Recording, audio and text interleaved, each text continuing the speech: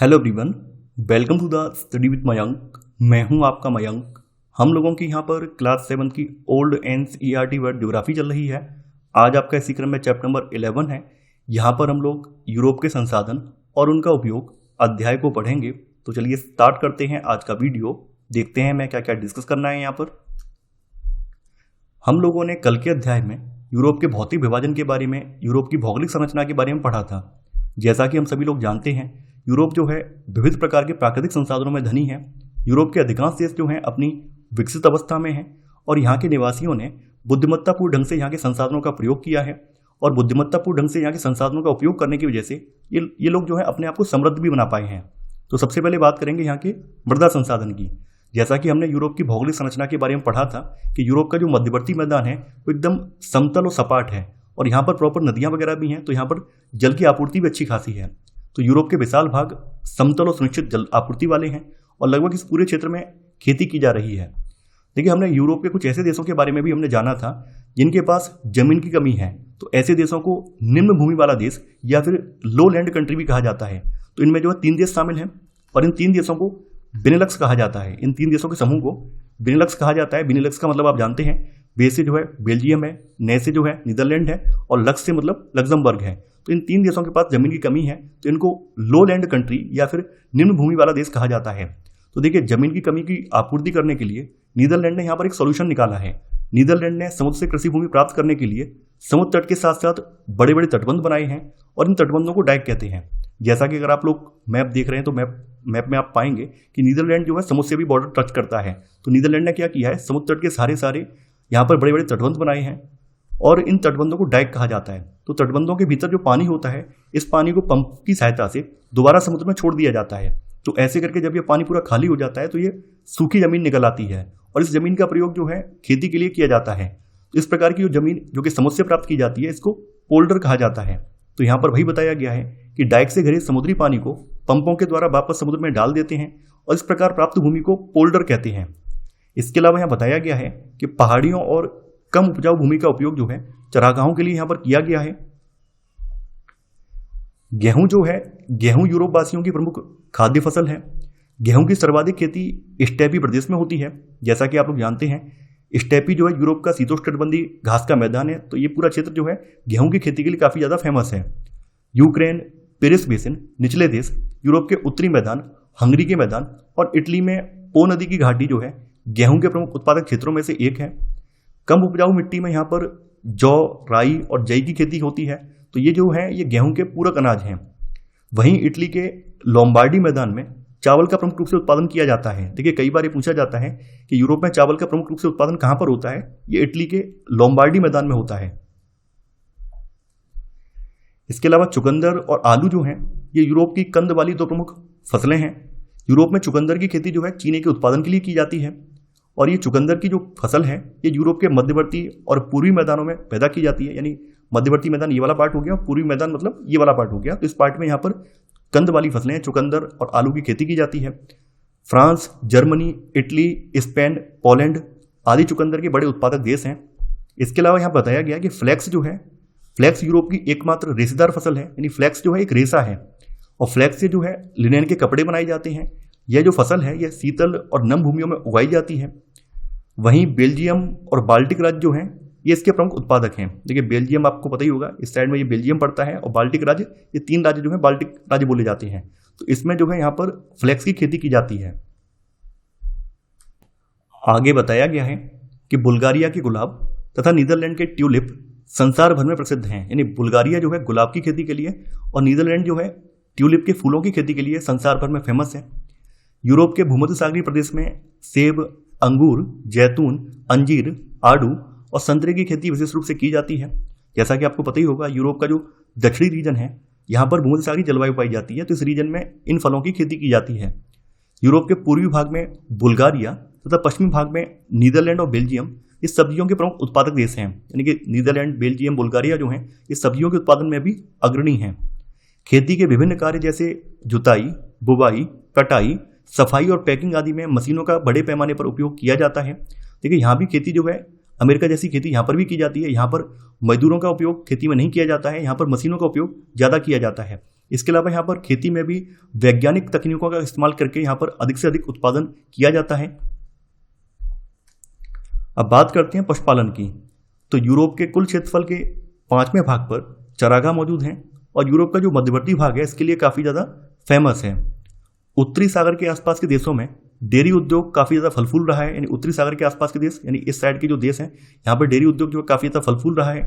Denmark जो है अपने डेयरी उद्योग के लिए काफ़ी ज़्यादा फेमस है। जैसा कि आप देख पा रहे हैं मैप में, ये डेनमार्क है। तो डेनमार्क जो है अपने डेयरी उद्योग के लिए काफ़ी ज़्यादा फेमस है। और जैसा कि आप लोग जानते हैं डेयरी उत्पाद में क्या क्या होता है, पनीर, दूध, मक्खन, ये सब चीज़ें आ जाती हैं, दही वगैरह ये सब चीज़ें आ जाती हैं। तो यूरोप में सूअर और मुर्गियाँ भी बड़ी संख्या में पाली जाती हैं। वहीं शुष्क भागों में भेड़ें पाली जाती हैं और भेड़ों से ऊन और मांस प्राप्त होता है।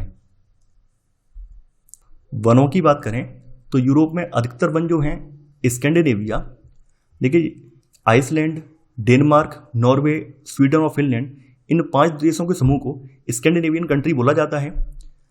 आल्प्स पर्वतमाला जो है यहाँ पर दक्षिण मध्य यूरोप में पड़ती है, साइड में पड़ती है। तो यहाँ पर और रूस के टैगा प्रदेश में, यानी रूस का टैगा प्रदेश इस साइड में पड़ेगा, ये साइड में पड़ेगा। यहाँ पे मैं दिखा दे रहा हूँ, यहाँ पर ये आप देख पा रहे हैं। तो यहाँ पर जो है अधिकांश वन पाए जाते हैं। वनों में लकड़ी काटना ही यहाँ का प्रमुख धंधा है। इमारती लकड़ी और लकड़ी की लुगदी वनों के प्रमुख उत्पाद हैं। खनिज संसाधन की बात करें तो जैसा कि आप लोग जानते हैं यूरोप अपने प्राकृतिक संसाधन और खनिज संसाधनों के मामले में काफ़ी ज़्यादा धनी है।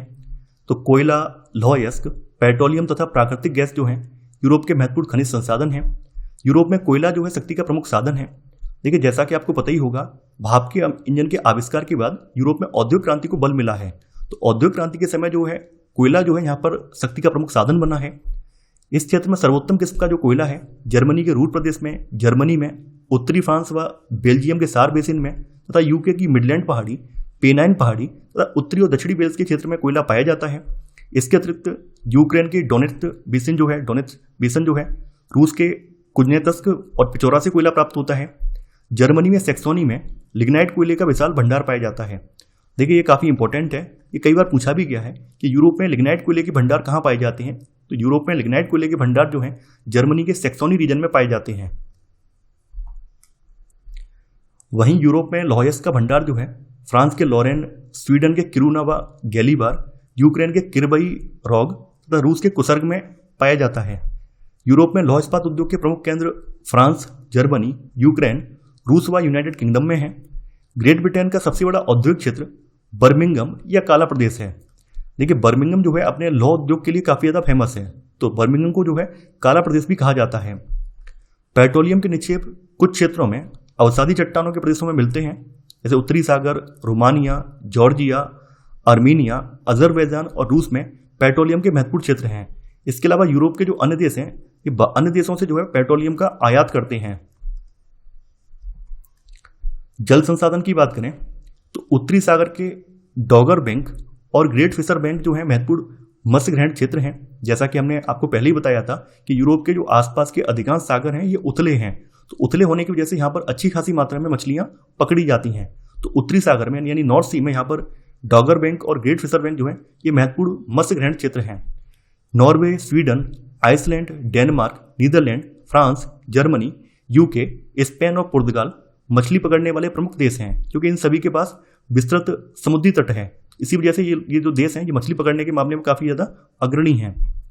यूरोप में नदियों और नहरों को एक दूसरे से जोड़कर बहुत अच्छे अंतःस्थलीय जलमार्ग का विकास किया गया है। यानी यूरोप में जो नदियां हैं उन नदियों को आपस में जोड़कर उनका प्रयोग जो है अंतःस्थलीय जलमार्ग के रूप में किया गया है, क्योंकि जलमार्ग के जरिए सामान की ढुलाई करना काफ़ी ज़्यादा सस्ता होता है और काफ़ी ज़्यादा आसान भी होता है।